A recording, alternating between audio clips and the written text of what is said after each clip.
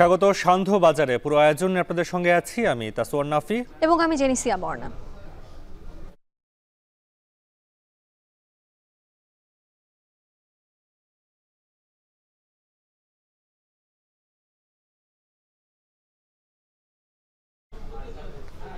নাফি, সন্ধ্যা 7:30 জাতির উদ্দেশ্যে ভাষণ দেবেন অন্তর্বর্তী সরকারের প্রধান উপদেষ্টা ডক্টর ইউনূস। বর্ণা, সান্ধ্য বাজারে বিটিভি ওয়ার্ল্ড এবং বিটিভির সৌজন্যে প্রধান উপদেষ্টার ভাষণ সরাসরি সম্প্রচার করবে এখন টেলিভিশন।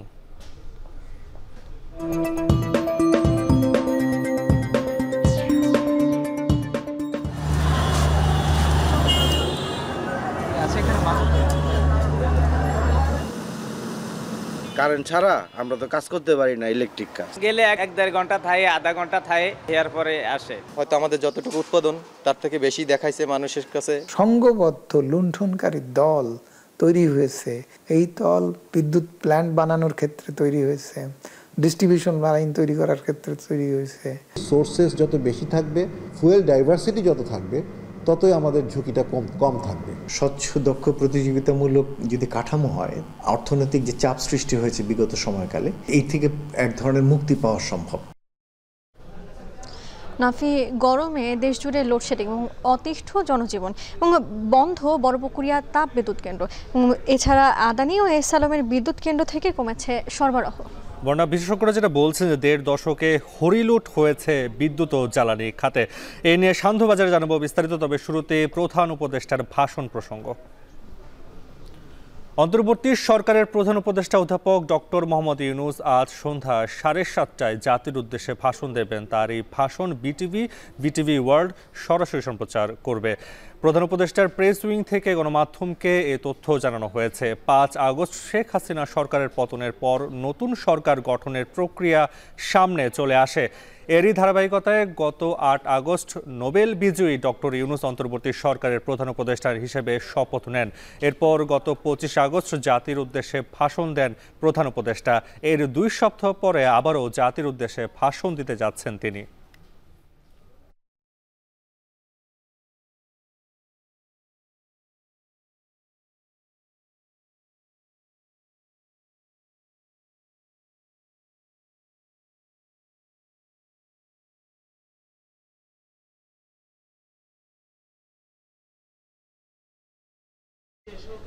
তীব্র গরমে হঠাৎ লোডশেডিং বেড়ে যাওয়ায় নাকাল জনজীবন। তাই বিগত 15 বছরে সক্ষমতার নানা গল্প শুনলেও লোডশেডিংয়ের কারণে আওয়ামী সরকারকে এই দুষছেন রাজধানীবাসী।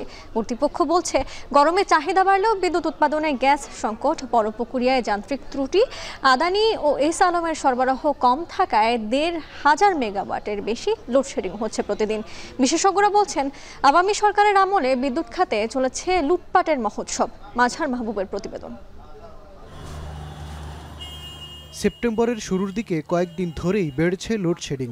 রাজধানীর বাড্ডা, শাহজাদপুর, রামপুরা, মালিবাগ, খিলগাঁও, আরামবাগ সহ বেশ কয়েকটি এলাকার বাসিন্দারা বলছেন, দিনে ও রাতে একাধিকবার চলে যাচ্ছে বিদ্যুৎ, ফিরছে ঘন্টারও বেশি সময় পর।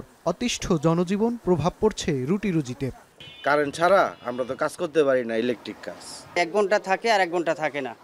গরম লাগে বেশি, আর অন্ধকারের ভিতরে তো কাজও করা যায় না। কারেন্ট গেলে 1-1.5 ঘন্টা থাকে, আধা ঘন্টা থাকে, এর পরে আসে। তবে পতন হলেও এ অবস্থার জন্য রাজধানীবাসী দায়ী করছেন গত 15 বছরের আওয়ামী শাসনে বিদ্যুৎ খাতে গোজামিলের ইশতেহার বাস্তবায়নকেই। হয়তো আমাদের যতটুকু উৎপাদন তার থেকে বেশি দেখাইছে মানুষের কাছে ভালো সাজার জন্য। এই কারণে ভালো মানুষ আসার পরেও আমরা এই বিদ্যুতের ঘাটতিটা দেখতে পাচ্ছি, আমাদের লোডশেডিংগুলো হচ্ছে। আদানি দিয়ে হাসিনা একটা নতুন খেল শুরু করছে, আমাদের বিদ্যুৎ পাওয়ার প্ল্যান্টটা বন্ধ করার ব্যবস্থা করছে। সাধারণত এপ্রিল থেকে সেপ্টেম্বর পর্যন্ত সময়টাতে তীব্র গরমে সর্বোচ্চ চাহিদা থাকায় বরাবরের মতোই লোডশেডিং করতে হয় বিদ্যুৎ বিভাগকে।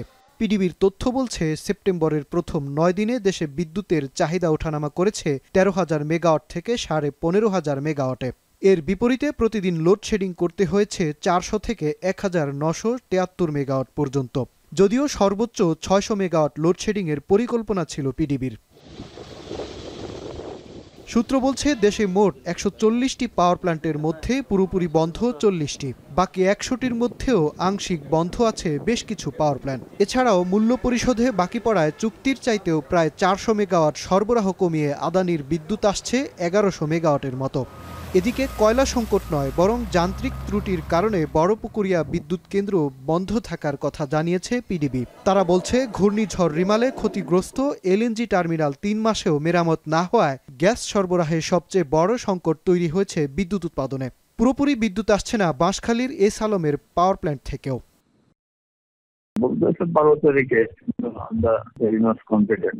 আর এটা যদি এসে যায় তাহলে তো আলহামদুলিল্লাহ ধরেন আমরা একটা ক্রাইসিস থেকে আমরা পেট্রোবাংলাকেও বলেছিলাম একটু গ্যাস বাড়াইতে, তাহলে আমি যদি ব্যবসায়ী বানায় তাদের লাভ। সংশ্লিষ্টরা বলছেন, শেখ হাসিনা সরকারের আমলে বিদ্যুৎ ব্যবস্থাকে একটি সিন্ডিকেটের জন্য লাভজনক খাতে পরিণত করা হয়েছে, যার ভুক্তভোগী হচ্ছে সাধারণ মানুষ।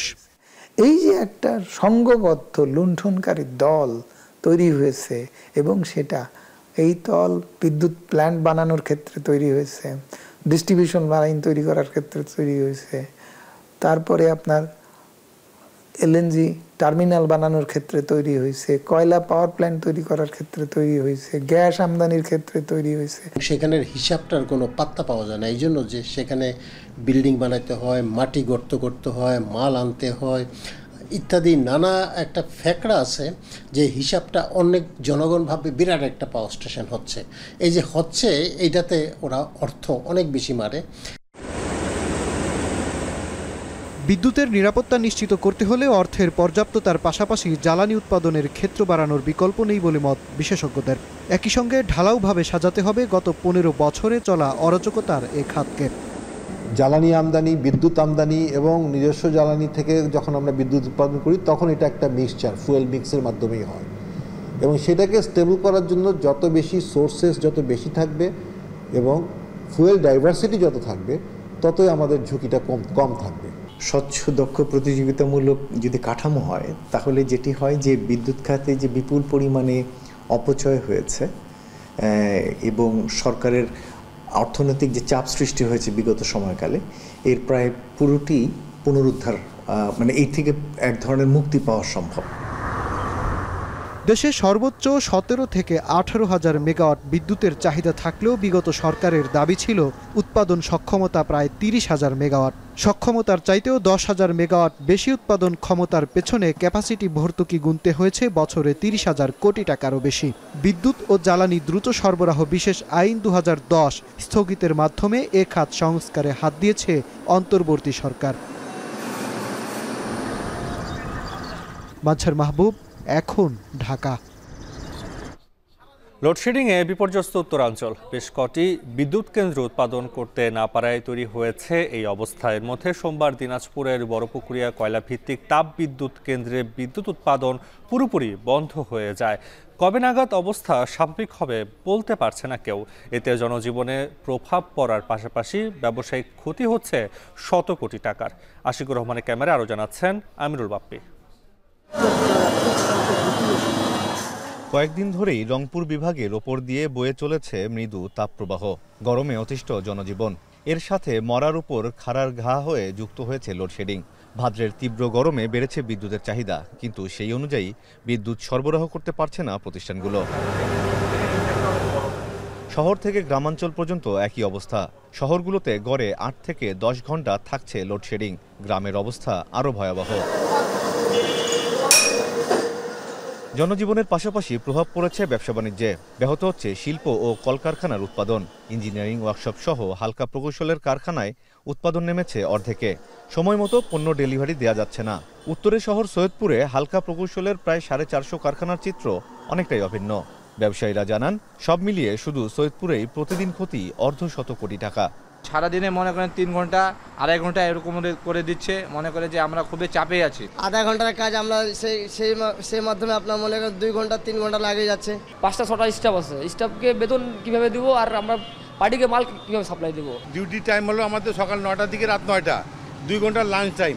এর মধ্যে আমার প্রতিষ্ঠানে প্রতি আওয়ারে 300 টাকা করে যাচ্ছে।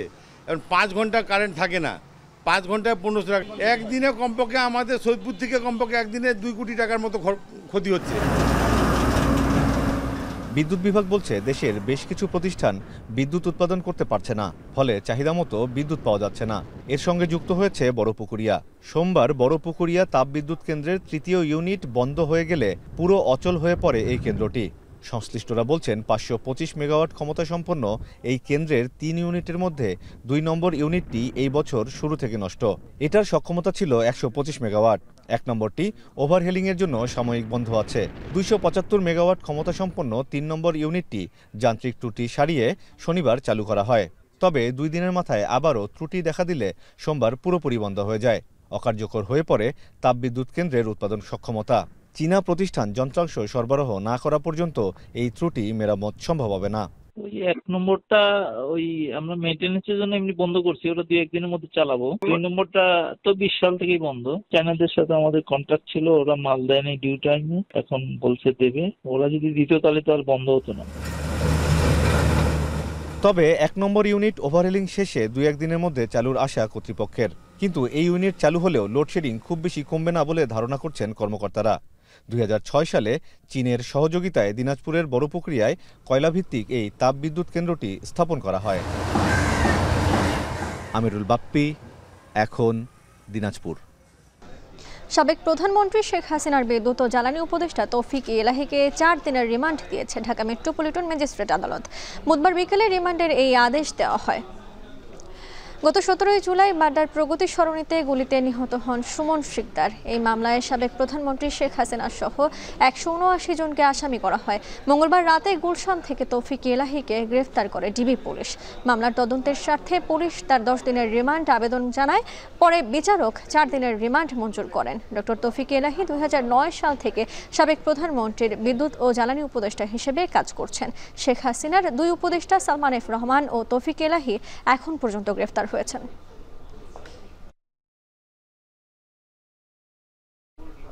সান্ধ্যবাজারে নিচ্ছে ছোট্ট একটা বিরতি। ফিরবো কিছুক্ষণের মধ্যে, সাথেই থাকুন।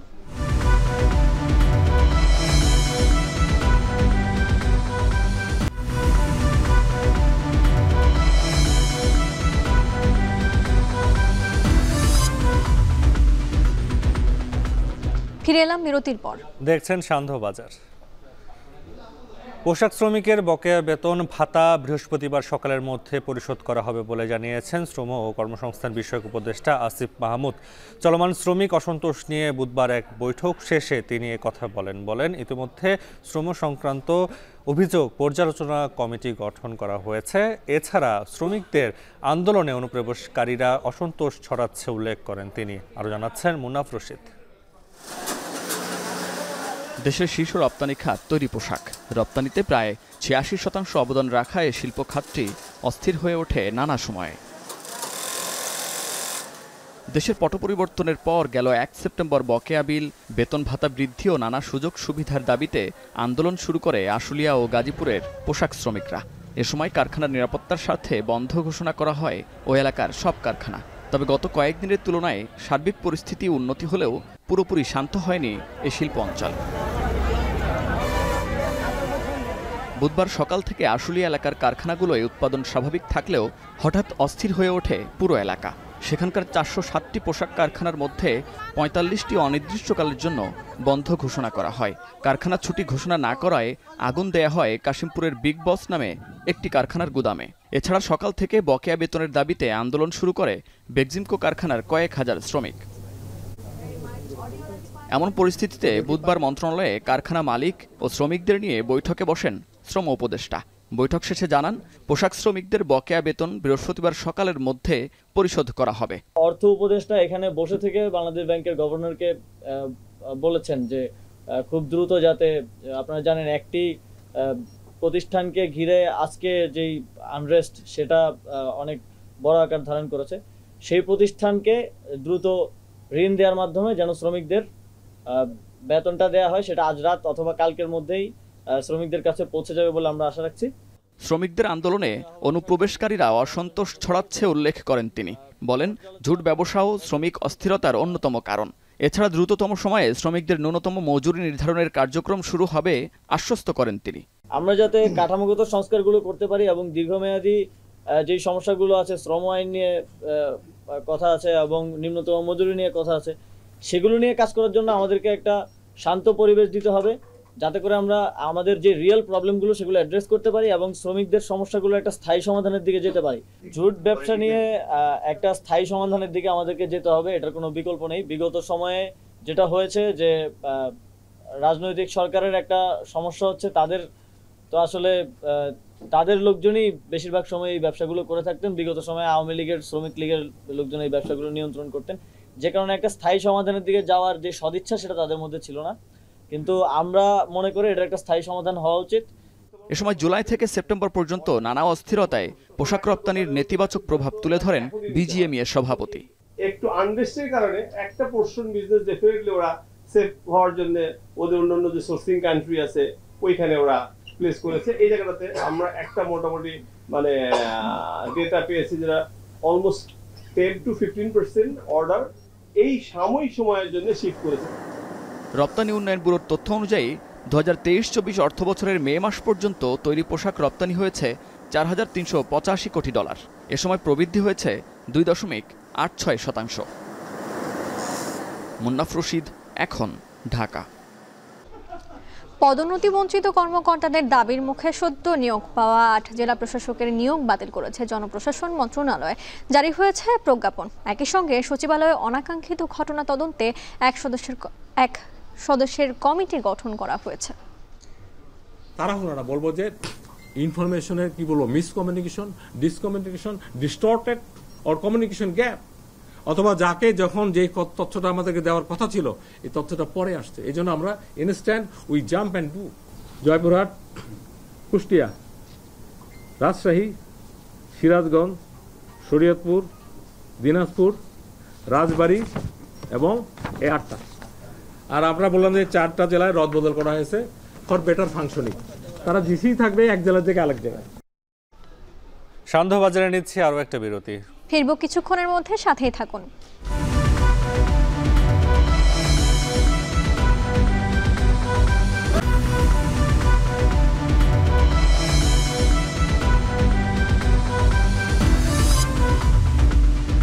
ফিরে এলাম বিরতির পর। আপনারা দেখছেন সান্ধ্যবাজার। স্বাস্থ্য বিভাগের জরিপে জুলাই আগস্টের আন্দোলনে আহত হয়েছেন 19,000 আর মারা গেছেন 700 জন। বুধবার স্বাস্থ্যের সিনিয়র সচিব জানান, ছাত্র জনতার আন্দোলনে যারা আহত হয়েছেন তাদের উন্নত চিকিৎসার জন্য কাজ করছে স্বাস্থ্য মন্ত্রণালয়। বিদেশ থেকে বিশেষজ্ঞ এনেও সেবা দেয়া হচ্ছে। দেশে সম্ভব না হলে আহতদের চিকিৎসার জন্য বিদেশে পাঠাবে সরকার। 625 ছিল, এখন 700 ক্রস করেছে। আর নিহত আর আহত ছিল 18,380, রাফলি ধরেন 19,000। তো সারা দেশে যার জন্য একটা কমিটি কাজ করেছে একজন প্রাক্তন সচিবের নেতৃত্বে, তার ডাটাবেজ অনুযায়ী আহত ছাত্রদেরকে বিদেশে চিকিৎসার জন্য আমরা চেষ্টা করছি। এমনকি আমাদের সাথে আমাদের আওতায় না এরকম একটি সরকারি প্রতিষ্ঠান তাদেরকে বিনামূল্যে টিকিট দিয়েছে, বাংলাদেশ বিমান। তাহলে আমরা কোঅর্ডিনেটেড ওয়েতে কাজ করছি কিন্তু। এবং এই ছাত্র ভাইদের বিনা চিকিৎসায় বা অবহেলায় কেউ মারা গেছে, এটা জাতির কাছে আমরা এই দায়ভাগ নিয়ে পার পাবো না, কারণ হচ্ছে এটা আমাদের দায়িত্ব। বৈষম্য বিরোধী ছাত্র আন্দোলনের কেন্দ্রীয় সমন্বয়ক হাসনাত আব্দুল্লাহ বলেছেন, সবার জন্য একই ধরনের গুণগত শিক্ষা ও স্বাস্থ্য সেবা নিশ্চিত করার দায়িত্ব অন্তর্বর্তী সরকারের। আমরা বিশ্বাস করতে চাই পৃথিবী হবে মানুষের, এখানে কোনো ধরনের ভেদাভেদ থাকবে না। সমতলে যে ধরনের শিক্ষা ব্যবস্থা, স্বাস্থ্য ব্যবস্থা, ঠিক একই ধরনের শিক্ষা এবং স্বাস্থ্য ব্যবস্থা আমাদের পাহাড়েও নিশ্চিত করতে হবে। আমাদেরকে সতর্ক থাকতে হবে। যতদিন না পর্যন্ত আমরা দুর্নীতি বন্ধ করতে পারছি, ততদিন পর্যন্ত আমাদের সার্বিক উন্নয়ন কার্যক্রম আমাদের কখনই সম্ভব নয়। এবার আন্তর্জাতিক। গাজা উপত্যকায় ইসরায়েলি বাহিনীর হামলায় আহত 27 জন ফিলিস্তিনির মৃত্যু হয়েছে। এর মধ্যে খান ইউনিসে নিহত হয়েছেন 13 জন ফিলিস্তিনি। পুরো গাজা উপত্যকায় হামলার তীব্রতা বাড়ায় সাধারণ ফিলিস্তিনিরা বলছেন গাজায় আর কোনো নিরাপদ স্থান অবশিষ্ট নেই। এদিকে দক্ষিণাঞ্চলের আল মাওয়াসিতে বোমা হামলার তীব্র নিন্দা জানিয়েছে আন্তর্জাতিক সম্প্রদায়। এদিকে আল জাজিরা সানাদ এজেন্সি বলছে এই অঞ্চলে যুক্তরাষ্ট্রের দেয়া 2000 পাউন্ডের MK-84 বোমা দিয়ে হামলা চালিয়েছে IDF। সেই হামলায় মৃত্যু হয়েছে 19 ফিলিস্তিনির। পশ্চিম তীরেও আগ্রাসন অব্যাহত রেখেছে ইসরায়েলি সেনাবাহিনী।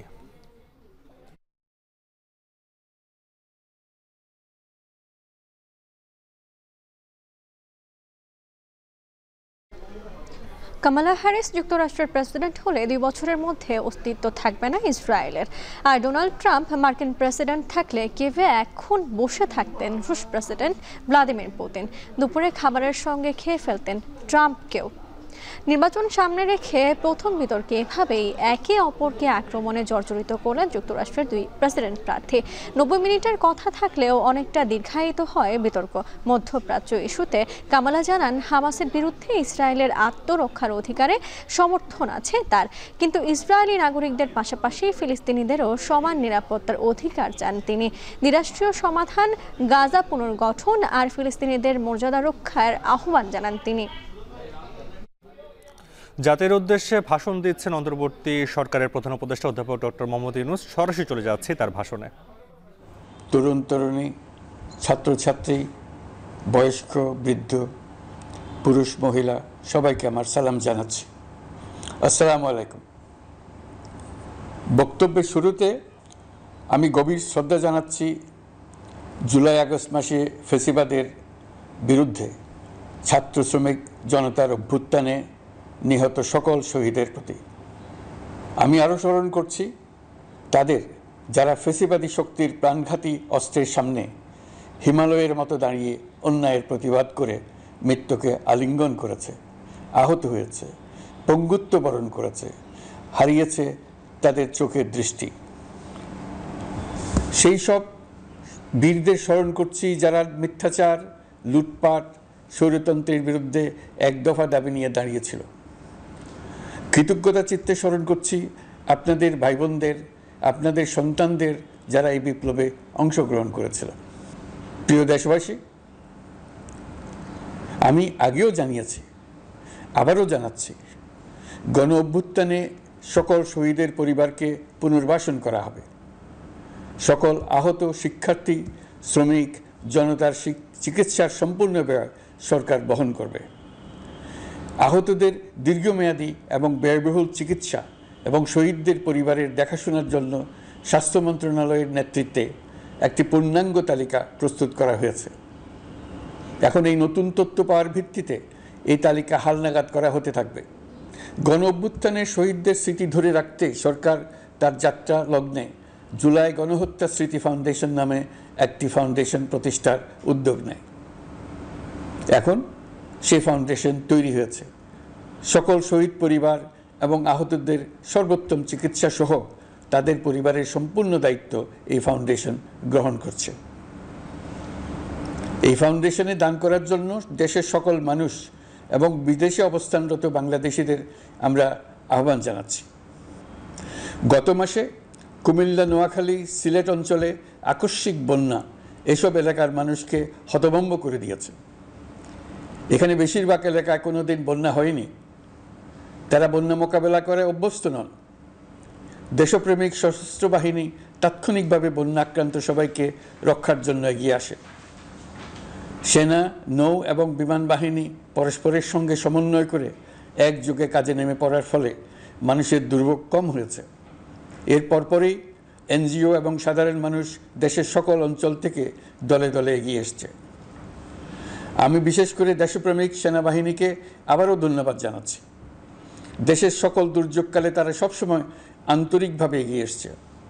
বিশেষ করে বন্যা ও শান্তি শৃঙ্খলা রক্ষার কাজে তাদের সৈনিক এবং অফিসাররা দিনের পর দিন যেভাবে দায়িত্ব পালন করেছে তার কোনো তুলনা হয় না।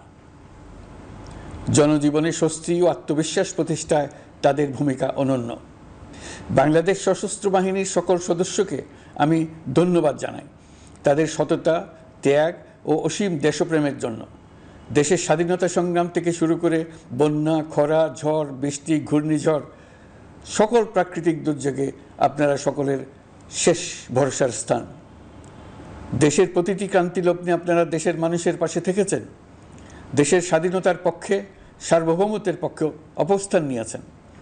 দেশ গঠনে আপনারা সবার আগে এগিয়ে এসছেন। বিগত জুলাই হতে শুরু হওয়া গণ অভ্যুত্থান, বন্যা, নিরাপত্তা প্রদান, অস্ত্র উদ্ধার সহ সকল কার্যক্রমে আপনারা সফলভাবে দিনরাত কাজ করে যাচ্ছেন। সরকার ও জনগণের পক্ষ থেকে আমি আপনাদের প্রতি কৃতজ্ঞতা জানাচ্ছি। বন্যা আমাদের জনজীবনে আরেকটি দিক উন্মোচন করল। দেশের সকল জায়গায় মানুষের সক্রিয় সহানুভূতির জোয়ার উঠেছিল অবিশ্বাস্য মাত্রায়। ব্যবসায়ী, অর্থবান ব্যক্তিরা যেমন তাদের অর্থ নিয়ে স্বতঃস্ফূর্তভাবে এগিয়ে এসেছিল, তেমনি দেশের বিভিন্ন প্রান্তের সাধারণ মানুষ, স্কুল, কলেজ, বিশ্ববিদ্যালয়ের ছেলেমেয়েরা জোয়ারের ঢলের মতো যার যার সামর্থ্য নিয়ে এগিয়ে এসছে। অনেকেই ছুটে গেছে বন্যার্তদের সহযোগিতা করার জন্য। এনজিওরা বিভিন্ন জায়গা থেকে ছুটে গেছে তাদের সহায়তা নিয়ে। তাদের কাজে অনুপ্রাণিত হয়ে আমি এনজিও নেতাদের সঙ্গে বৈঠক করেছি কিভাবে সরকার তাদের কাজের সঙ্গে সরকারের উদ্যোগকে সমন্বিত করতে পারে, সেটার কাঠামো তৈরি করে দেওয়ার জন্য। বন্যা এখন চলে গেছে, কিন্তু পুনর্বাসনের কঠিন কাজ আমাদের সামনে রয়ে গেছে। সকলের সহযোগিতায় আমরা পুনর্বাসনের কাজটি সফলভাবে সমাধান করতে চাই। আইন শৃঙ্খলা পরিস্থিতির উন্নতির জন্য আমরা দিনরাত পরিশ্রম করে যাচ্ছি। যে সমস্ত ভাই বোনেরা তাদের গত 16 বছরের বেদনা জানিয়ে তার প্রতিকার পাওয়ার জন্য আমার অফিস এবং সচিবালয়ের অফিসসমূহের সামনে প্রতিদিন ঘেরাও কর্মসূচি দিয়ে আমাদের কাজকর্ম ব্যাহত করছিলেন, তারা আমার আহ্বানে সাড়া দিয়ে ঘেরাও কর্মসূচির থেকে বিরত হয়েছেন বটে, তবে অন্যত্র আবার তারা তাদের কর্মসূচি দিয়ে যাতায়াতে ব্যাঘাত সৃষ্টি করছেন। আমি কথা দিচ্ছি, আপনাদের ন্যায্য আবেদনের কথা আমরা ভুলে যাব না। আমরা সকল অন্যায়ের প্রতিকারের জন্য প্রতিশ্রুতিবদ্ধ। আমরা আমাদের দায়িত্বকালে যথাসম্ভব সব সমস্যার সমাধানের চেষ্টা করব। আমি আবারও অনুরোধ করছি, আপনারা যাতায়াতে ব্যাঘাত সৃষ্টি থেকে বিরত থাকুন। জাতি আপনাদের প্রতি কৃতজ্ঞ থাকবে। তৈরি পোশাক, ওষুধ শিল্প, এইসব এলাকায় শ্রমিক ভাই বোনেরা তাদের অভিযোগ জানানোর জন্য ক্রমাগতভাবে এই শিল্পের কার্যক্রম পরিচালনা বন্ধ রাখতে বাধ্য করছেন। এটা আমাদের অর্থনীতিতে যে নেতিবাচক প্রভাব ফেলবে সেটা মোটেই কাম্য নয়। এমনিতেই ছাত্র শ্রমিক জনতার বিপ্লবের পর যে অর্থনীতি আমরা পেয়েছি সেটা নিয়ম নীতিবিহীন, দ্রুত ক্ষীয়মান একটা অর্থনীতি। প্রাতিষ্ঠানিক কাঠামো প্রায় ধ্বংসপ্রাপ্ত। বৈদেশিক মুদ্রার রিজার্ভ তলানিতে গিয়ে ঠেকেছে। আমরা এই অর্থনীতিতে প্রাণ সঞ্চারের চেষ্টা করছি, আমাদের উদ্যোগে সাড়াও পাচ্ছি। ঠিক এই সময়ে আমাদের শিল্প কারখানাগুলো বন্ধ হয়ে যাক, অকার্যকর হয়ে যাক, এটা আমাদের অর্থনীতিতে বিরাট আঘাত পড়বে। সেটা কিছুতেই আমাদের কাম্য হতে পারে না। শ্রমিক ভাই বোনদের অনেক দুঃখ আছে, কিন্তু সেই দুঃখ প্রকাশ করতে গিয়ে আপনাদের মূল জীবিকা বন্ধ হওয়ার উপক্রম হলে সেটা ঠিক হবে না। দেশের অর্থনীতি ধ্বংসপ্রাপ্ত হলে সেটা ঠিক হবে না। শ্রমিক মালিক উভয়ের পক্ষে আলোচনা করে এইসব সমস্যার সমাধান আমরা অবশ্যই বের করব। আপনারা কারখানা খোলা রাখুন, অর্থনীতির চাকা সচল রাখুন, দেশের অর্থনীতিকে সোজা হয়ে দাঁড়াতে দিন। আমরা আপনাদের সমস্যার স্থায়ী সমাধান বের করার জন্য সর্বশক্তি প্রয়োগ করব। মালিক পক্ষের কাছে আমাদের আবেদন, আপনারা শ্রমিকদের সঙ্গে বোঝাপড়া করুন, কারখানা সচল রাখুন, অর্থনীতির দুর্বল স্বাস্থ্যকে সবল করে তুলুন। ওষুধ শিল্প এবং তৈরি পোশাক শিল্প দেশের গৌরব। এর মাধ্যমে আমাদের শ্রমিক ভাই বোনেরা তাদের কর্মকুশলতা বিশ্বকে মুগ্ধ করেছে। এর সাফল্য এখন থমকে আছে। আমরা এই দুই শিল্পকে তাদের সম্ভাব্য শীর্ষে নিয়ে যেতে চাই। দুর্বল করার তো প্রশ্নই ওঠে না।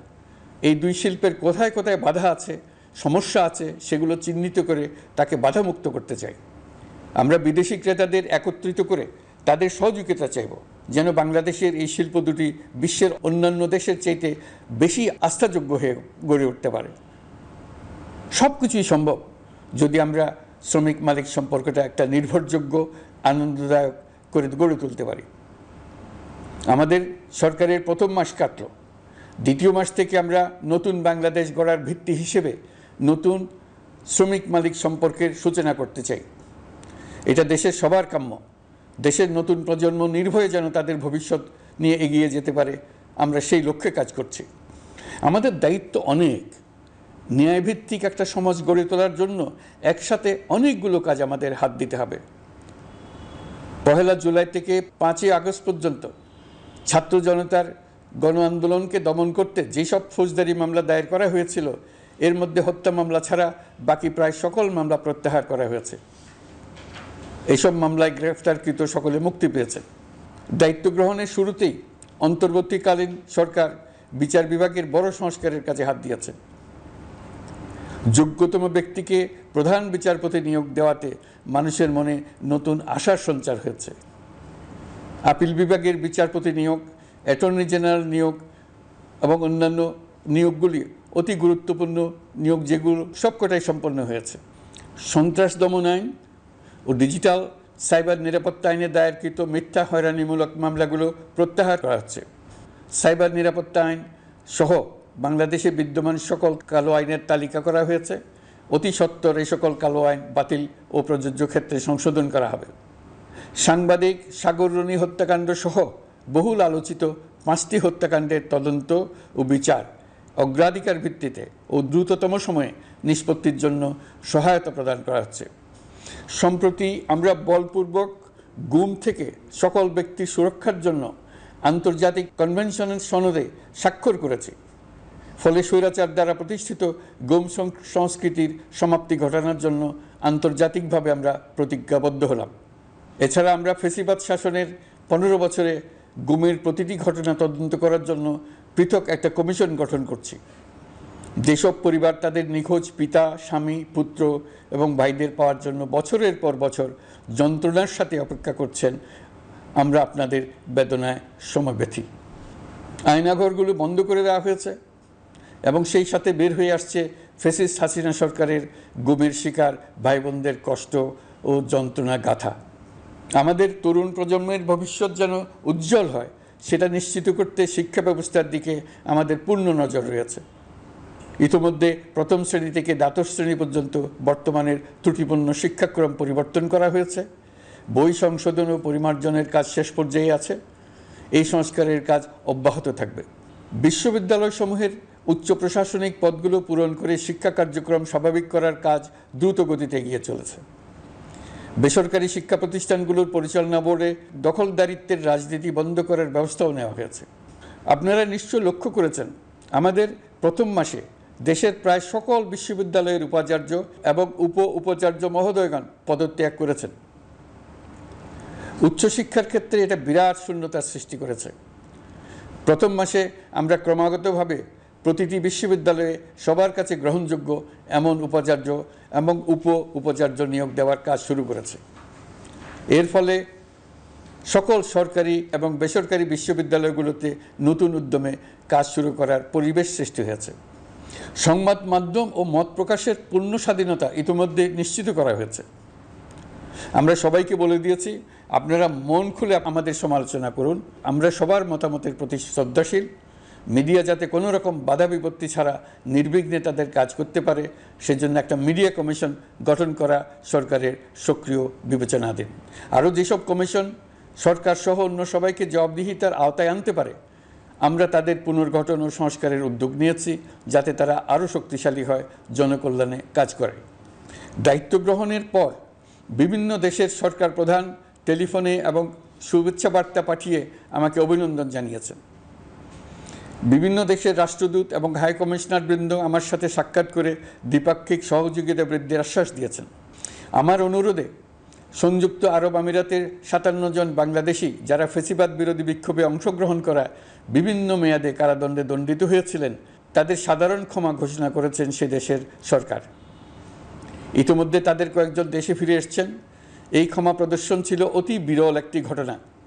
এই জন্য আমি সংযুক্ত আরব আমিরাতের রাষ্ট্রপতি শেখ মোহাম্মদ বিন জায়েদ আল নাহিয়ানকে ধন্যবাদ ও কৃতজ্ঞতা জানিয়েছি আপনাদের সবার পক্ষ থেকে। যে সমস্ত সরকার প্রধানের সঙ্গে আমার টেলিফোনে যোগাযোগ হয়েছে, তাদের মধ্যে রয়েছেন ভারতের প্রধানমন্ত্রী নরেন্দ্র মোদী, পাকিস্তানের প্রধানমন্ত্রী শাহবাজ শরীফ। আমরা ভারত এবং অন্যান্য প্রতিবেশী রাষ্ট্রসমূহের সঙ্গে সুসম্পর্ক চাই, তবে সেই সম্পর্ক হতে হবে ন্যায্যতা এবং সমতার ভিত্তিতে। ভারতের সাথে আমরা ইতিমধ্যে বন্যা মোকাবেলায় উচ্চ পর্যায়ে দ্বিপাক্ষিক সহযোগিতার আলোচনা শুরু করেছি। দক্ষিণ এশিয়ায় আঞ্চলিক সহযোগিতা বৃদ্ধির লক্ষ্যে আমি সার্ক রাষ্ট্রগোষ্ঠী পুনর্জীবিত করার উদ্যোগ নিয়েছি। আমরা চাই আমাদের দেশ যেন একটি গণতান্ত্রিক দেশ হিসেবে বিশ্বের কাছে সম্মানের সাথে পরিচিত হয়। দেশের পরিকল্পনা যেন দেশের মানুষ কেন্দ্রিক হয়, কোনো নেতা বা দল কেন্দ্রিক না হয়।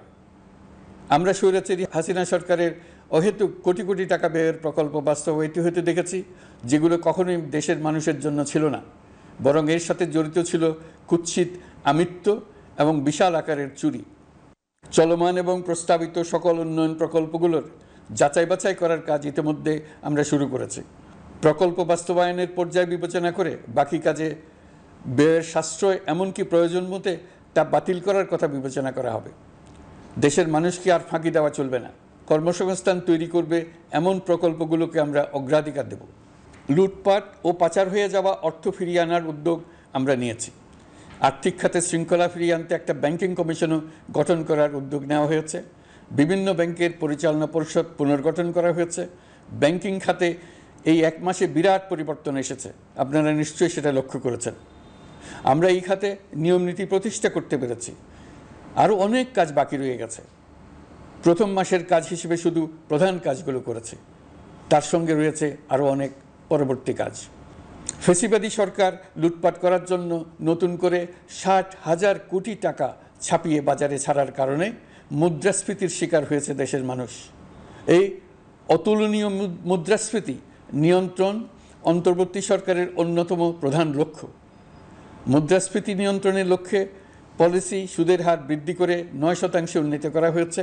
মূল্যস্ফীতি থেকে সাধারণ মানুষকে সুরক্ষা দেওয়ার উদ্দেশ্যে ওএমএস খাদ্যবান্ধব কর্মসূচি সহ সুলভ মূল্যে প্রান্তিক মানুষের কাছে নিত্য প্রয়োজনীয় দ্রব্য সরবরাহ চলমান রাখা হয়েছে। মূল্যস্ফীতি মোকাবেলায় চলতি অর্থ বছরে চাল ও গম আমদানির জন্য 5,800 কোটি টাকা, আভ্যন্তরীণ সংগ্রহের জন্য 8,900 কোটি টাকা এবং খাদ্য ভর্তুকির 3টি প্রোগ্রামের জন্য 7,360 কোটি টাকা বরাদ্দ রাখা হয়েছে। বিভিন্ন স্টেক হোল্ডারের সাথে সভা করে মূল্যস্ফীতি নিয়ন্ত্রণের করণীয়সমূহ চিহ্নিত করা হয়েছে। পরিচালন ও উন্নয়ন ব্যয় যৌক্তিক পরিমাণে হ্রাস করার জন্য কার্যক্রম গ্রহণ করা হয়েছে। কৃষিপণ্য উৎপাদনের জন্য সার আমদানির ক্ষেত্রে প্রয়োজনীয় বৈদেশিক মুদ্রার সরবরাহ নিশ্চিত করার পদক্ষেপ নেওয়া হয়েছে। প্রকৃত চাষিগণ যাতে কৃষি ঋণ পেয়ে থাকেন তা নিশ্চিত করার উদ্যোগ নেওয়ার পাশাপাশি কৃষি ঋণের পরিমাণ বৃদ্ধি করা হয়েছে। মার্কিন ডলারের বিপরীতে টাকার বিনিময় হার স্থিতিশীল রাখার লক্ষ্যে বৈদেশিক মুদ্রার বিনিময় হারকে বাজারভিত্তিক করা হয়েছে। কালো টাকা সাদা করার অনৈতিক অনুমতি বাতিল করা হয়েছে।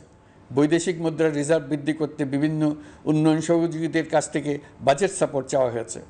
আন্তর্জাতিক মুদ্রা তহবিল থেকে অতিরিক্ত 3 বিলিয়ন মার্কিন ডলার, বিশ্বব্যাংক থেকে অতিরিক্ত 1 বিলিয়ন ডলার, জাইকা থেকে অতিরিক্ত 1 বিলিয়ন মার্কিন ডলার প্রদানের অনুরোধ করা হয়েছে। রূপপুর পারমাণবিক বিদ্যুৎ কেন্দ্র নির্মাণ প্রকল্পের অগ্রিম অর্থ পরিশোধ এবং বকেয়া পাওনা নিয়ে রাশিয়ান ফেডারেশনের সাথে অর্থ মন্ত্রণালয়ের আলোচনা চলছে। পাইপলাইনে থাকা 48 বিলিয়ন মার্কিন ডলার বৈদেশিক সহায়তা ব্যবহারের উদ্যোগ নেওয়া হয়েছে। মেগা প্রকল্পের নামে লুটপাট বন্ধের পাশাপাশি স্বাস্থ্য ও শিক্ষা খাতে বরাদ্দ বৃদ্ধির পরিকল্পনা গ্রহণ করা হয়েছে। বৈদেশিক মুদ্রার রিজার্ভের উপর চাপ কমানোর লক্ষ্যে রাশিয়া এবং চীন থেকে প্রাপ্ত ঋণের সুদের হার কমানো এবং ঋণের মেয়াদ বৃদ্ধির জন্য অনুরোধ জানানো হয়েছে। সকল উন্নয়ন সহযোগীদের সাথে সম্পর্ক আরও নিবিড় করার উদ্যোগ নেওয়া হয়েছে। সকল অর্থনৈতিক সূচক এবং পরিসংখ্যানের প্রকৃত মান বা সংখ্যা প্রকাশের জন্য নির্দেশনা প্রদান করা হয়েছে। জিডিপি, মূল্যস্ফীতি ইত্যাদি সঠিক উপাত্ত সংগ্রহ, প্রাক্কলন ও প্রকাশের জন্য নির্দেশনা দেওয়া হয়েছে। জাতীয় রাজস্ব বোর্ড এবং অর্থ বিভাগের রাজস্ব আয় সম্পর্কিত উপাত্তের মধ্যে পার্থক্য নিরসনে উদ্যোগ নেওয়া হয়েছে। প্রকৃত রপ্তানি আয় নিরূপণ এবং প্রকাশের নির্দেশনা দেওয়া হয়েছে। জাতীয় রাজস্ব বোর্ডের অটোমাইজেশনের লক্ষ্যে পরিকল্পনা গ্রহণ করা হয়েছে। পুঁজিবাজারকে স্বাভাবিক ধারায় ফিরিয়ে আনতে সিকিউরিটি এক্সচেঞ্জ কমিশন পুনর্গঠন করা হয়েছে। নিত্য প্রয়োজনীয় পণ্য সামগ্রীর সরবরাহ স্বাভাবিক রাখার নিমিত্তে ব্যবসায়ী, শিল্প মালিক ও ব্যবসায়ী সংগঠনের সাথে সভা করা হচ্ছে এবং তাদের মতামতের ভিত্তিতে বিভিন্ন ব্যবস্থা গ্রহণ করা হচ্ছে।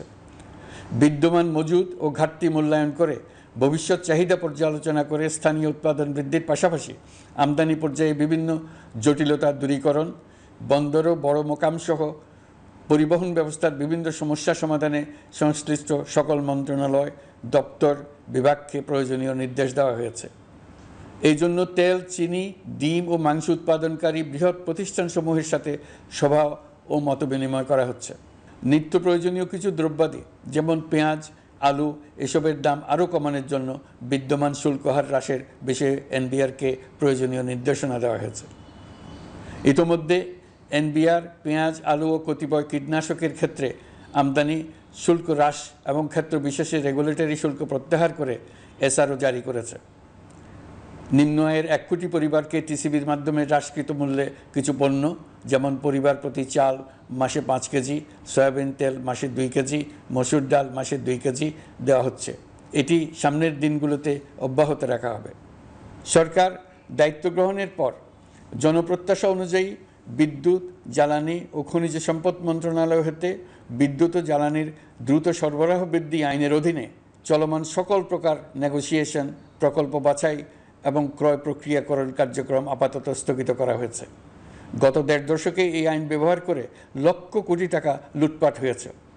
বিদ্যুৎ, জ্বালানি ও খনিজ সম্পদ মন্ত্রণালয়ের আওতাধীন কোম্পানিসমূহে অধিকতর স্বচ্ছতা ও জবাবদিহিতা আনার লক্ষ্যে কোম্পানিসমূহের পরিচালনা পর্ষদ পুনর্গঠন করা হয়েছে।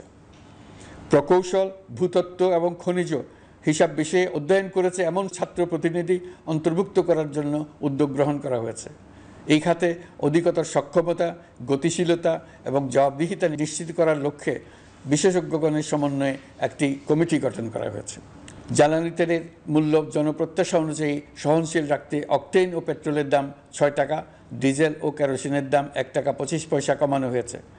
37 দিন বন্ধ থাকার পর গত 25 আগস্ট হতে মিরপুর 10 ও কাজীপাড়া স্টেশন ছাড়া বাকি সব স্টেশনে মেট্রো রেল পুনরায় চালু করা হয়েছে। ভুয়া মুক্তিযোদ্ধাদের চিহ্নিত করার লক্ষ্যে বিশেষ করে মুক্তিযুদ্ধের সময় যাদের বয়স 12.5 বছরের কম ছিল তাদের মুক্তিযুদ্ধ তালিকা হতে বাতিলের জন্য সুপ্রিম কোর্টে লিভ টু আপিলের পদক্ষেপ গ্রহণ করা হয়েছে।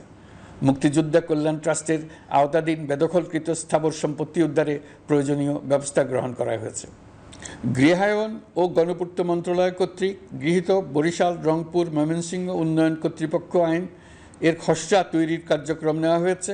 পূর্বাচল নতুন শহর প্রকল্প, ঢাকার আশেপাশে স্যাটেলাইট সিটি নির্মাণের রোডম্যাপ চূড়ান্তকরণের উদ্যোগ নেওয়া হয়েছে। বিধি বহির্ভূত প্রদত্ত প্লট ও ফ্ল্যাটের বরাদ্দ বাতিলের উদ্যোগ নেওয়া হয়েছে।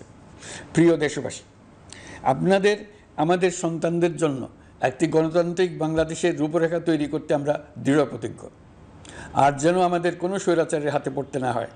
আমরা যাতে বলতে পারি আমরা একটি গণতান্ত্রিক দেশে বসবাস করি, আমরা যাতে সকলেই দাবি করতে পারি যে এই দেশটি আমাদের, আমরা সেই লক্ষ্যেই কাজ করছি।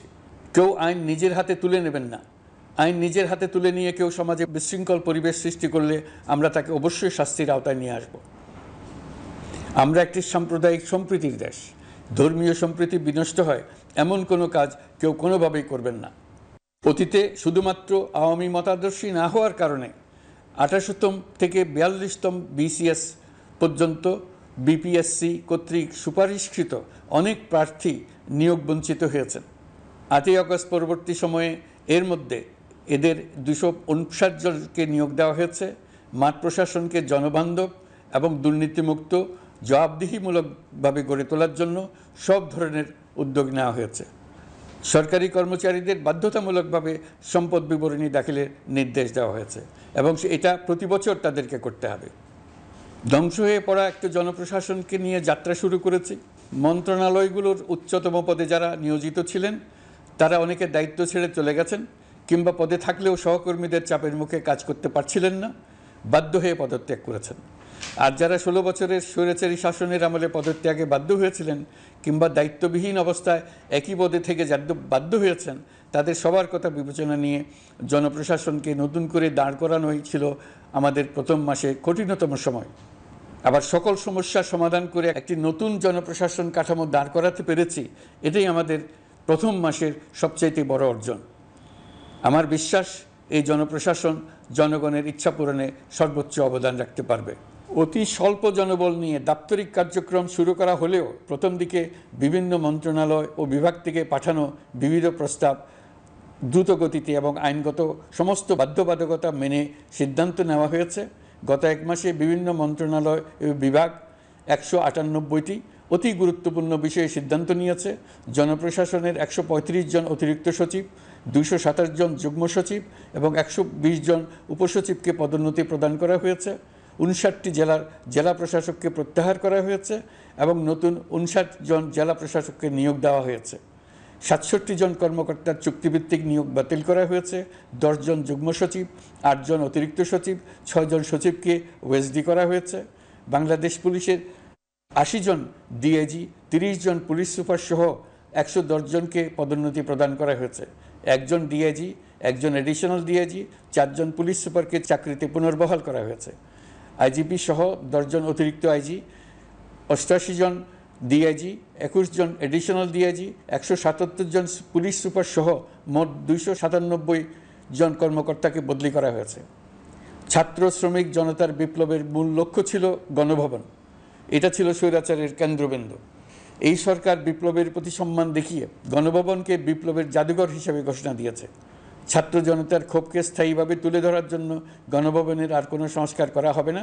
ছাত্র জনতার ক্ষোভের মুখে তা যে অবস্থায় দাঁড়িয়েছিল সেই অবস্থায় তাকে রাখা হবে। যেসব মূল্যবান সামগ্রী জনতা নিয়ে গিয়েছিল সেগুলো অনেক ফেরত দিয়ে গেছেন। যারা নিয়ে গিয়েছেন তারা নিজেরাই ফেরত দিয়ে গেছেন। তাদের আমরা দেশবাসীর পক্ষ থেকে ধন্যবাদ জানাচ্ছি। আরও কিছু জিনিস পাওয়া যায়নি, যারা নিয়ে গেছেন তাদের কাছে আমাদের অনুরোধ থাকবে তারা যেন এইসব সামগ্রী ফেরত দিয়ে যান। আমরা উল্লেখ করব এইসব বিক্ষুব্ধ জনতা নিয়ে গিয়েছিল, কিন্তু বিজয়ের পর তারা আবার জাদুঘরের প্রতি সম্মান দেখিয়ে এগুলো ফেরত দিয়ে গিয়েছেন। আমরা নতুন বাংলাদেশকে একটা পরিবেশ বান্ধব এবং জীববৈচিত্র্যময় দেশ হিসেবে গড়ে তোলার উদ্যোগ নিয়েছি। এটি তরুণদের আকাঙ্ক্ষা, আমাদের সবারই আকাঙ্ক্ষা। সেই লক্ষ্যে আমি প্রথমেই একটি ক্ষুদ্র পদক্ষেপ নিয়েছি। আমার বাসভবন এবং সমগ্র সচিবালয়ে প্লাস্টিকের পানির বোতল ব্যবহার নিষিদ্ধ করেছে। ইতিমধ্যে সুপার শপগুলোতে পলিথিনের শপিং ব্যাগ ব্যবহার বন্ধ করার উদ্যোগ নেওয়া হয়েছে। গত কয়েক দশকে যে পরিমাণ নদী দূষণ হয়েছে আমরা তা বন্ধ করার উদ্যোগ নিয়েছি।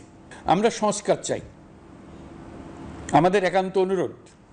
আমাদের উপর যে সংস্কারের গুরু দায়িত্ব দিয়েছেন সেই দায়িত্ব দিয়ে আপনারা দর্শকের গ্যালারিতে চলে যাবেন না, আপনারা আমাদের সঙ্গে থাকুন। আমরা একসঙ্গে সংস্কার করব, এটা আমাদের সবার দায়িত্ব। আপনারা নিজ নিজ জগতে সংস্কার আনুন। একটা জাতির সংস্কার শুধু সরকারের সংস্কার হলে হয় না। আপনি ব্যবসায়ী হলে আপনার ব্যবসায় সংস্কার আনুন। ব্যবসায়ী গোষ্ঠীরা তাদের নিজ নিজ সমিতির মাধ্যমে সংস্কার আনুন। সমিতিতে সংস্কার আনুন, নতুন করে সমিতি গঠনতন্ত্র সংশোধন করুন। আপনি শ্রমিক হলে আপনার ক্ষেত্রে আপনি সংস্কার করুন। আপনি রাজনৈতিক নেতাকর্মী হলে আপনার ক্ষেত্রে সংস্কার করুন। আপনি প্রতিষ্ঠান প্রধান হলে আপনার প্রতিষ্ঠানে সংস্কার আনুন। আমি এটাকে সুযোগ হিসেবে গ্রহণ করার জন্য সবাইকে আহ্বান জানাচ্ছি। এই সংস্কারের মাধ্যমে আমরা জাতি হিসেবে নতুনভাবে যাত্রা শুরু করতে চাই। আমাদের এই যাত্রা আমাদেরকে পৃথিবীর একটা সম্মানিত জাতি হিসেবে প্রতিষ্ঠিত করুক, এটাই আমাদের সবার কাম্য, এটাই আমাদের সবার লক্ষ্য। গত 1 মাসে আমি বেশ কিছু রাজনৈতিক দলের সঙ্গে পৃথকভাবে বসছি, তাদের সঙ্গে মতামত বিনিময় করেছি।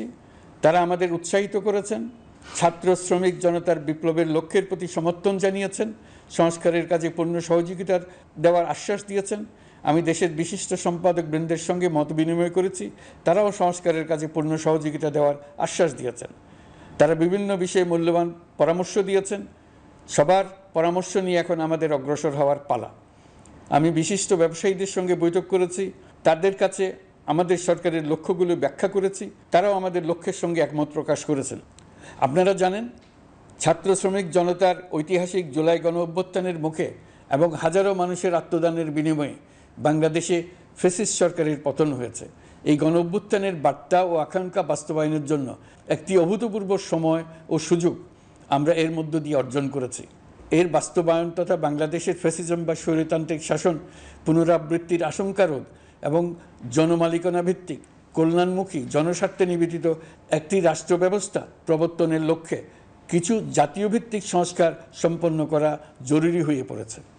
উক্ত সংস্কার ভাবনার অন্যতম কেন্দ্রবিন্দু হচ্ছে সুষ্ঠু নির্বাচন ব্যবস্থা, সুশাসন প্রতিষ্ঠা করা।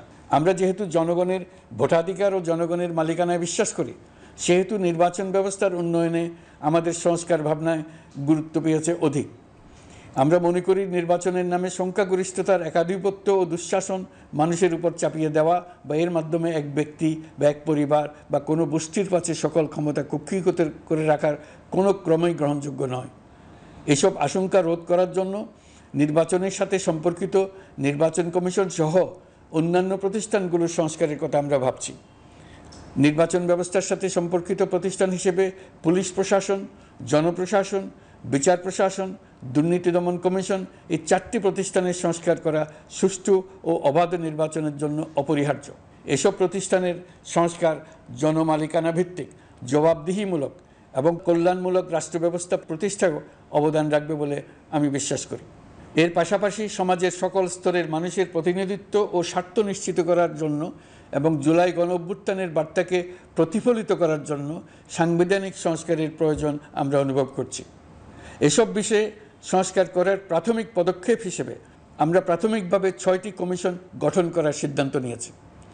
এসব কমিশনের কাজ পরিচালনার জন্য বিষয়ভিত্তিক অভিজ্ঞতা বিবেচনা করে 6 জন বিশিষ্ট নাগরিকের নেতৃত্বে এই কমিশনগুলো পরিচালনা করার দায়িত্ব দিয়েছি। এরপর আরও বিভিন্ন বিষয়ে কমিশন গঠন করার প্রক্রিয়া আমরা অব্যাহত রাখব।